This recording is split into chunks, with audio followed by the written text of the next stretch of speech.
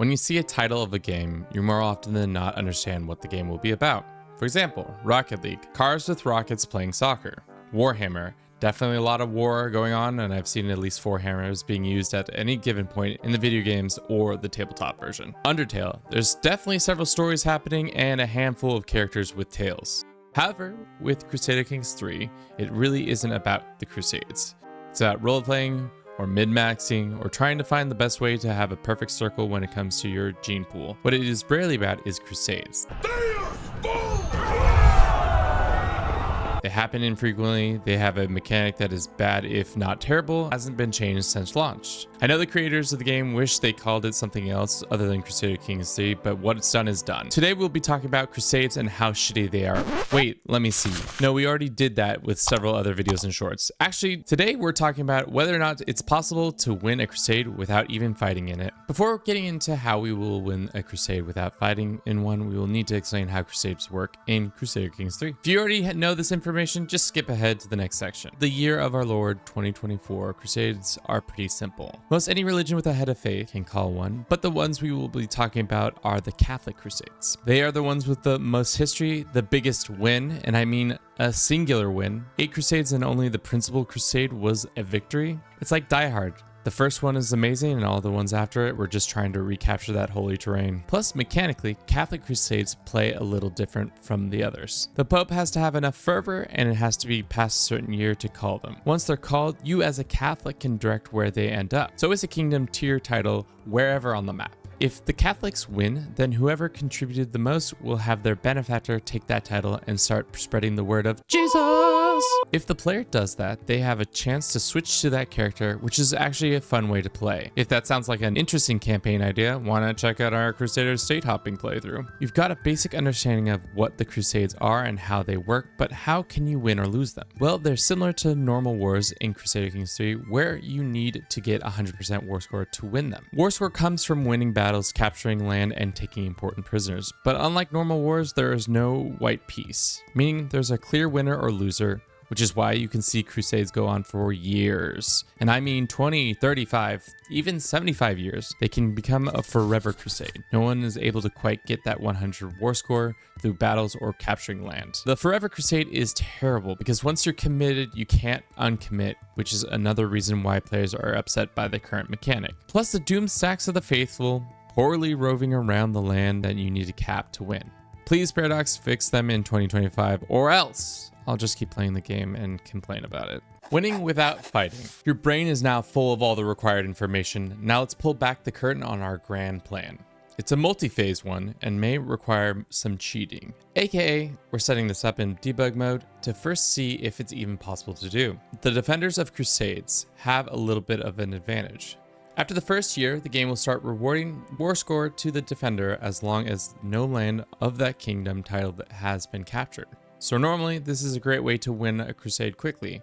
Win like 2 battles, prevent them from taking any lands with your armies. Well, we can't use any of our armies, so what are our options? The old saying is that the best offense is a good defense. So what does defense look like in Crusader Kings 3? 2 words. Forts and garrisons. These 2 determine how long it will take to capture a castle. What the garrison does is just make it so that you have to have that many troops to even begin the siege. So if there's 1,000 garrison troops, you need at minimum 1,000 troops to siege. I'll let the Wikipedia explain forts. How difficult it is to besiege a fortified holding is determined by its fort level, which can be increased by certain buildings and modifiers. The base amount of siege progress needed to occupy the holding is 100. Each fort level increases it by 75. Siege progress is gained every day, especially if the attackers heavily outnumber the garrison or bring siege weapons. Side note, to be honest, before this video, I didn't understand how sieges work. All I knew is that you need a larger army than the garrison troops and a lot of siege weapons to take that castle as quickly as possible. And I call myself a subject matter expert on CK3. For this experiment, I tried setting it up several places, but ended up landing on Cyprus.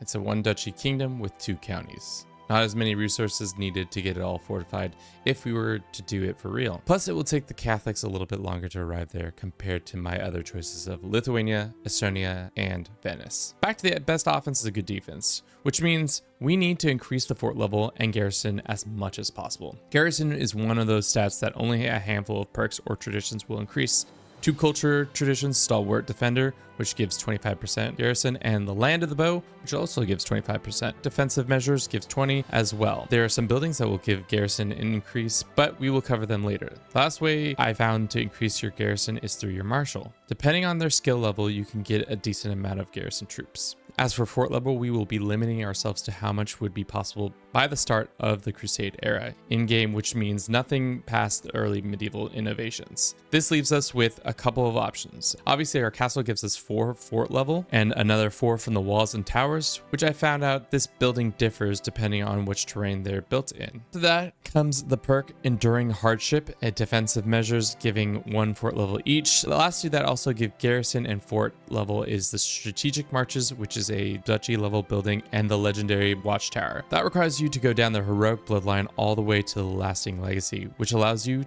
the opportunity to build them once completing a legacy. Both add a decent amount of garrison and fort level. There are a couple other events that will give you fort and garrison boons, but we'll just roll the dice and see if they get them. We have fort and garrison maxed out, or at least close to it, for the early medieval age. The other element we have going for us is lowering the threshold to call the end of the Crusade. Stalwart Defenders has a bonus to defensive wars, letting you call it at 90% war score instead of 100. That coupled with Peacemaker brings it down another 10%, which means we'll only need to hold out to 80% war score. Side note, while setting this up, we randomly got attacked by the Byzantines, trying to take back their lovely island, which is where I stumbled upon the fact that with all our bonuses to war score, we were able to white peace as long as we could get 1 point of war score. But right now it's going to take them 2 years to get through these walls, which we might be able to white peace. A year and a month later, white peaced out of a conflict without doing anything. 2 video ideas for the price of 1. Now it's time to put our fort island, Cyprus, to the test against the real big bad, Catholics. Let's get this crusade off on a good foot. Let's trigger it. 20 years before it should actually be triggered. We'll see how many people join. So tell the Pope, before we actually take the Holy Land back, why don't we take this land that's right next to the Holy Land? That it's a much smaller group. Will that many people join? If not, we'll probably cook the books a little bit and force at least 10,000 people to join. These guys, let's have them pledge. That's a healthy amount. 10,000. I think 10,000 troops should be enough. I think any more than 10,000 we'd be sunk. The true enemy of every soldier is complacency. My best friend Rodrigo. Good points, Rodrigo. Our time is better spent improving defenses. Oh my god. This is actually a huge. Our beleaguered 16 to all the way to 18, and then we'll also increase our garrison by a little bit. Yeah. On the eve of this crusade, Rodrigo comes in and is just like, "Ayo, you know what we need?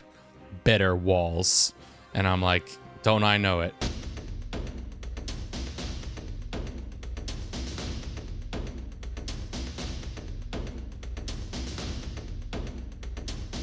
But maybe the AI will just do the AI shuffle.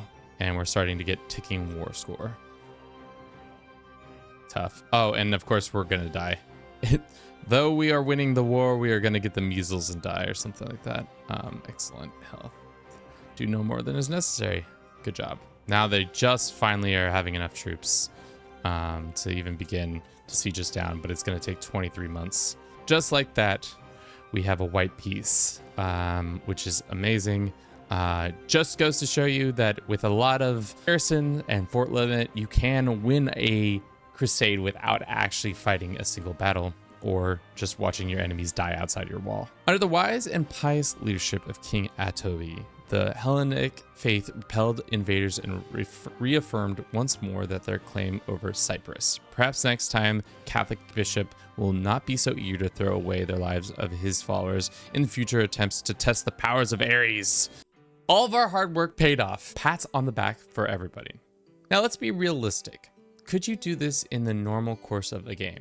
I think the answer is yes, but by the time you have all your ducks in a row, you'd probably be outmatched by the size of the crusading armies and siege equipment. A lot of things would have to go right, and it would be a very prescribed run, but I believe you could repeat this process without using debug mode.